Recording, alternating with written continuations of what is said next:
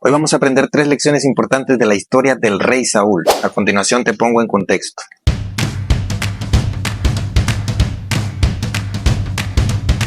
La Biblia dice que antes que hubiera rey en Israel, el pueblo era regido por los jueces, siendo Samuel y sus hijos los últimos jueces que tuvo Israel. Los jueces eran una forma de gobierno un poco más ventajosa para el pueblo en muchos aspectos, pero ellos prefirieron una forma de gobierno más autoritaria, que era la monarquía. Dios les advirtió claramente que un rey les traería desventajas a ellos como pueblo, pero ya sabemos que una de las virtudes del pueblo de Israel no era precisamente escuchar los consejos de Dios, así que siguieron adelante con su plan. Y así llegamos a Saúl, el hijo de Cis, de la tribu de Benjamín. Esta es la historia de cómo se convirtió en rey. Y esta es la historia, pongan atención. La Biblia dice que Saúl nació en una familia acomodada de Israel. Tenía toda la facha de un líder. Fuerte, apuesto, facha de líder. ¿A poco no es todo un rey? La Biblia describe a Saúl como todo un galán de cine o de telenovelas. Tranquilas, niñas, esto solo es con fines ilustrativos. Sigamos. Así que Saúl fue ungido como rey y por supuesto hubo fiesta y algarabía en todo el pueblo. Pero de inmediato comenzaron los problemas. Y ahora te voy a resumir 3 de los graves errores que Saúl cometió como rey, los cuales lo llevaron al fracaso. El primero de ellos te lo resumo de la siguiente manera. Actuar precipitado. Saúl inició una guerra contra los filisteos. El pueblo de Israel había estado un tiempo sometido a los filisteos. Seguramente hasta le pagaban tributos. Así que cuando iniciaron a atacar los israelitas, inmediatamente los filisteos respondieron. Y por supuesto, los filisteos tenían un ejército mucho más numeroso y mucho más capacitado que el ejército de Israel. Así que cuando Israel se dio cuenta que los filisteos venían contra ellos, inmediatamente se llenaron de temor y muchos empezaron a desertar.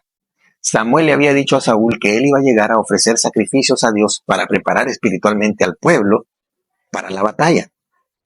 Pero como Saúl miraba que el pueblo le estaba desertando, también se llenó de miedo y se precipitó. Así que él mismo ofreció los sacrificios a Dios. Graso error, porque nadie podía ofrecer sacrificios sin haber sido autorizado por Dios para esa tarea. Así que Samuel, cuando llegó y se dio cuenta de la locura que Saúl había hecho, le reprendió duramente con palabras que definieron prácticamente el destino de la dinastía de Saúl. Desobediencia deliberada. Y por si esto fuera poco, Saúl volvió a cometer otro grave desatino contra Dios. Esto ocurrió cuando Dios le dio la orden directa de exterminar a todo un clan o población llamada los amalecitas. Y yo sé que este es uno de los pasajes que los enemigos de la Biblia y del cristianismo utilizan para decir cómo es posible que un Dios de amor, cómo es posible que un Dios de misericordia haya podido ordenar la muerte tanto de mujeres como de niños, incluso de animales.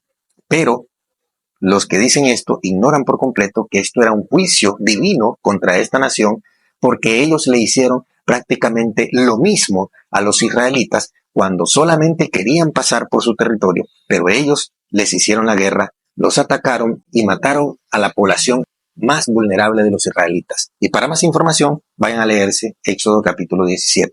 Así que, volviendo a Saúl, después de haber recibido una orden clara y directa que decía, destruye todo, no perdones nada, él hizo todo lo contrario, porque perdonó lo mejor del rebaño de este pueblo.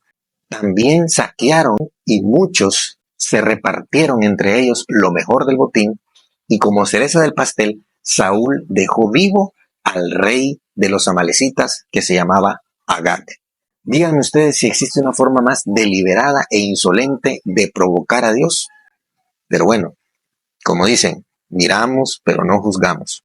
Una vez más vino la reprensión durísima de Samuel contra Saúl, y esta vez el rechazo de Saúl como rey fue final y definitivo, aunque no inmediato, porque también pasaron 25 años más hasta que Saúl murió, y mientras tanto Dios estaba preparando al reemplazo de Saúl, es decir, a David. El colmo del pecado.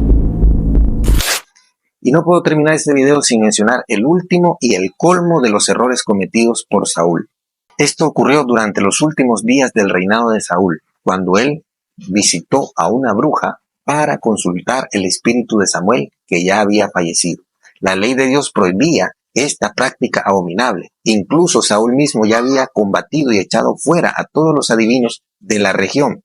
Pero en su desesperación, en los últimos días de su reinado, él fue a consultar a una adivina para preguntarle a Samuel qué debía hacer. Esto es el clímax de la desesperación de Saúl por encontrar una respuesta de parte de Dios, ya que Dios lo había desechado y no le respondía por ningún medio ni de ninguna manera. Así que este fue el colmo del pecado y de la provocación de la ira de Dios que Saúl hizo, lo cual le garantizó su completo fracaso. Así que son 3 las lecciones que podemos aprender acerca de la historia de Saúl. La primera de ellas tiene que ver, por supuesto, con la obediencia. Saúl fue un completo deliberado y desobediente de las órdenes directas de Dios.